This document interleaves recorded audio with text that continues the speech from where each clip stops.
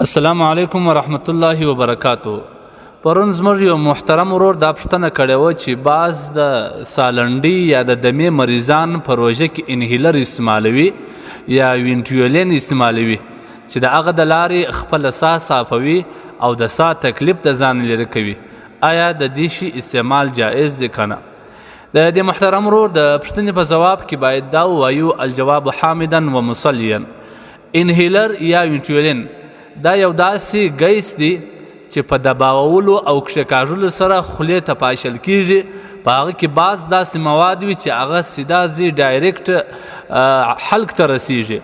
نو په دې انهیلر یا وینټیولین د استعمال په وجې په روژه کې د مریض دپاره که چیرې هغه استعمال سي روژه فاسده ده، پر دې باندې قضا سته، کفاره نسته.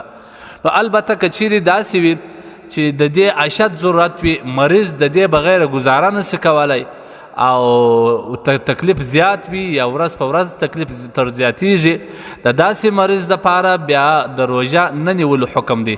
هر وخت چې الله تبارک وتعالی دته صحت ورکړي بیا دې د روژو قضا راوړي، ځکه چې دا مریض دی او د دې مریض دپاره د روژه نه نیولو حکم ستا فقهاو جواز ورکړی دی.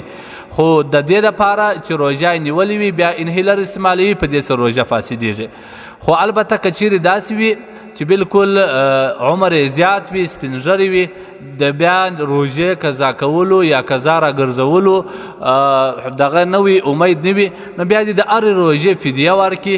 د فدیې باره کې موږ تاسو مخکې بیان کړی دی چې په او کم 2 کیلو غنم یا د 2 کیلو غنمو قیمت دې مسکین ته ورکړي.